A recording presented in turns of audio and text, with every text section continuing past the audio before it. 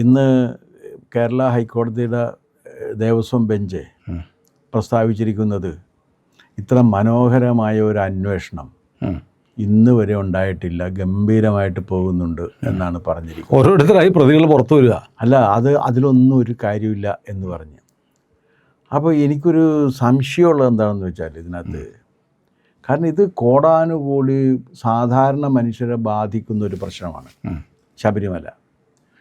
ഇത്രയേറെ ജനങ്ങൾക്ക് താല്പര്യമുള്ള ഒരു കേസ് ഈ ഹൈക്കോടതിയുടെ പരിഗണനയിൽ ഇതിന് മുൻപ് വന്നിട്ടുണ്ടോ എന്നും എനിക്ക് സംശയമുണ്ട്. സാധാരണയിൽ വരാറില്ല, കാരണം അത്ര ജനങ്ങൾക്ക് താല്പര്യമുള്ളതാണ്.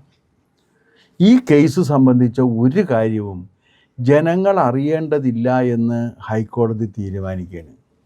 ഇൻ ക്യാമറയാണ്. ഇൻ ക്യാമറ സാധാരണ പീഡന കേസുകളിലാണ്.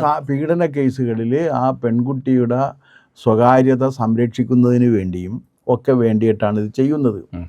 അത് പലപ്പോഴും അത് സംഭവിക്കാറില്ല എന്നുള്ളതും ഞാൻ മനസ്സിലാക്കിയിട്ടുണ്ട്.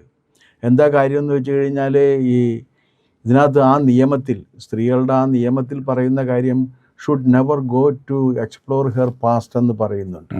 പക്ഷേ പലപ്പോഴും വക്കീലന്മാർ അതൊക്കെ ഉന്നയിച്ച് അപമാനിക്കുന്നതിന് വേണ്ടി പരിശ്രമിക്കുന്നവരും ഉണ്ടെന്നാണ് ഞാൻ മനസ്സിലാക്കുന്നത്. ഉറപ്പായിട്ടുണ്ട്. അതിനെ നിയന്ത്രിക്കാൻ പലപ്പോഴും ഈ ജഡ്ജിമാർക്ക് കഴിയാതെ പോകുന്നുണ്ട്. അത് അക്ഷന്തവ്യമായ ഒരു അപരാധം തന്നെയാണ്, ചെയ്യാൻ പാടില്ലാത്തതാണ്.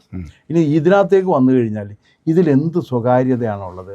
ആരുടെ സ്വകാര്യത സംരക്ഷിക്കുന്നതിന് വേണ്ടിയിട്ടാണ് കോടതി ഇത് ഇൻ ക്യാമറയിൽ മതി എന്ന് തീരുമാനിച്ചത്? ഒന്നാമത്തെ കാര്യം. രണ്ടാമത്തെ കാര്യം, സാധാരണഗതിയിൽ നമുക്ക് ഉള്ളൊരു സംശയമുണ്ട്. ഇപ്പോൾ കോടതിക്ക് ചിലപ്പോൾ നമ്മളെക്കാൾ കൂടുതൽ കാര്യങ്ങൾ അറിയാമോ? അതിൽ സംശയമില്ല. നമ്മുടെ സംശയം എന്താണെന്ന് വെച്ചാൽ, ഈ കളവ് മുതൽ പിടിച്ച് കിട്ടണ്ടേ? തൊണ്ടി മുതൽ ഇതുവരെ കിട്ടിയിട്ടില്ല. കുറച്ച് സ്വർണം പിടിച്ചു. അല്ല, അത് ഇതാണെന്ന് എന്താ ഉറപ്പ്? തൊണ്ടി മുതലാകണമെന്നുണ്ടെങ്കിൽ ഞാൻ സുനിയുടെ വീട്ടിൽ നിന്ന് എടുത്തുകൊണ്ടുപോയ മാലയാണ് എന്ന് തെളിയിക്കണം. അല്ലാണ്ട് വേറൊരു മാല കിട്ടിയിട്ട് കാര്യമില്ല. വേറൊരു പ്രശ്നമുണ്ട് സാർ.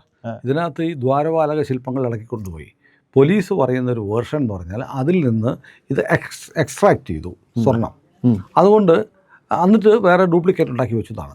പക്ഷേ അതൊരു നാരേറ്റീവ് ആണെന്ന് പറയുന്നു. കാരണം ശരിക്കും ഇപ്പോൾ പിടിച്ചെടുക്കുന്ന സ്വർണം വേറെയാണ്. ഈ ദ്വാരപാലക ശില്പങ്ങളിലെ സ്വർണം എക്സ്ട്രാക്ട് ചെയ്തിട്ടില്ല. ദ്വാരപാലക ശില്പങ്ങൾ വിദേശത്തേക്ക് കടത്തി.